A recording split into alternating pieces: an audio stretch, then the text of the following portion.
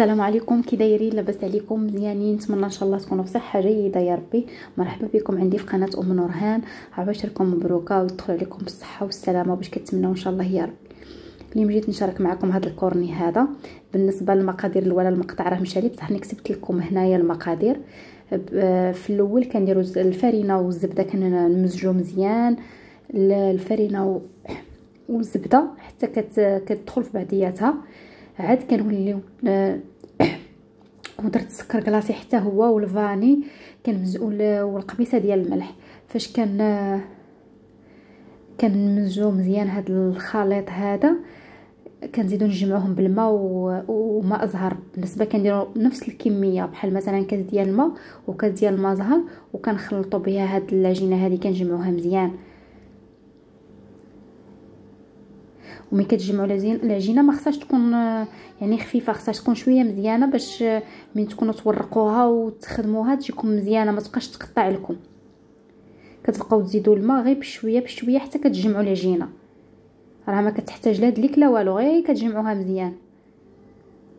فاش كنجمعوها كنخليوها ترتاح واحد شويه وكنوليو نورقوها. كيف ما كتشوفوا راه العجينه قاصحه ماشي خفيفه. كنبقى نورقها مزيان حتى كنورقوها، يعني كتكون رقيقه. وكنقطعوها بالجراره ديال الشباكيه. المهم راه الصوره غادي توضح لكم كلشي.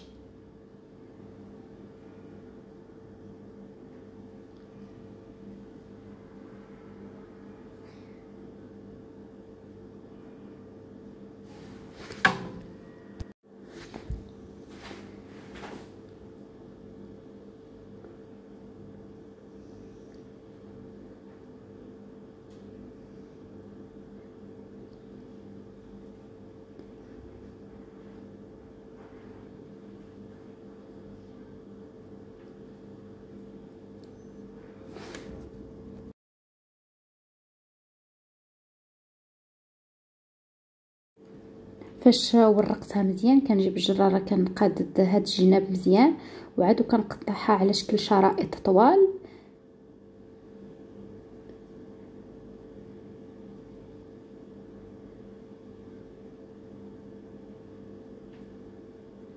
وهذاك الشيء اللي كنقطعو كنرجعو عاوتاني في داك الفيلم ترونسبارو باش ما ييبسش، وكنوليو عاوتاني كنعجنوه. المهم كيف ما كتشوفوا نفس الحجم تاع الشرائط اللي كنقطعو.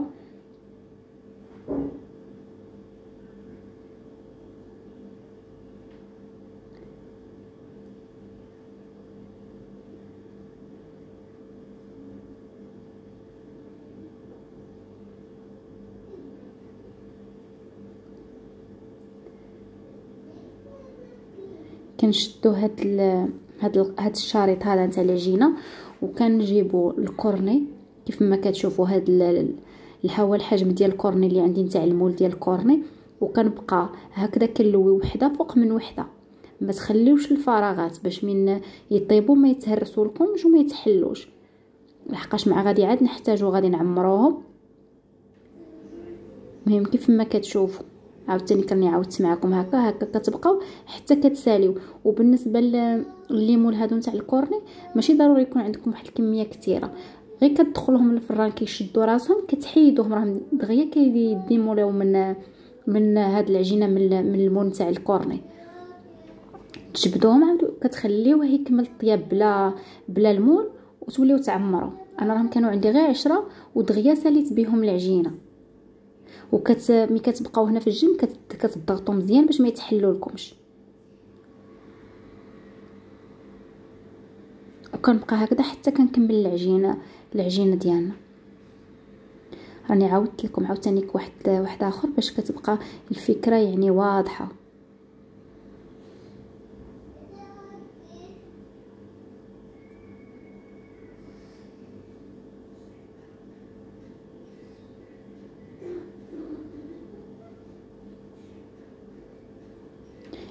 الحلويات نتاع زمان كانوا زوينين وباقيين، زعما صراحه باقيين، يعني لا في المنظر ديالهم ولا في المذاق روعه. زعما احسن حاجه عندكم الكورني والقرقعه كيبقاو يعني راقيين لا في الشكل ديالهم ولا في المذاق.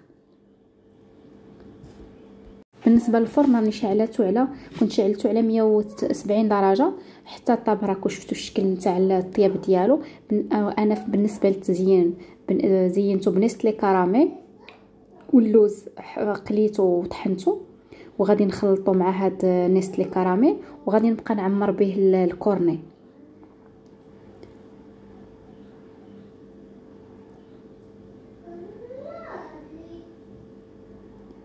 بنستلي كراميل هي تعمروا باش ما بغيتو، ولكن بهاد اللوز والكراميل نستلي كيجي واعر في المذاق، كيجي فن، كيجي واحد المذاق روعه، وانتم تقدروا تعمروا باش ما بغيتو.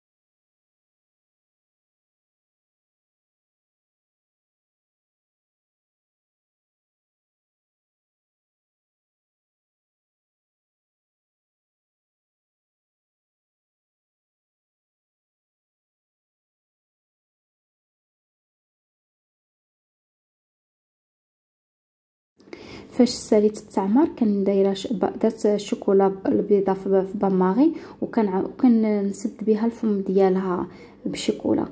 وبالنسبه للتزيين كيبقى اختياري، انا التزيين نتوما اللي باش ما بغيتو زينوه. انا هذا هو الطريقه باش زينت راني شاركتها معكم.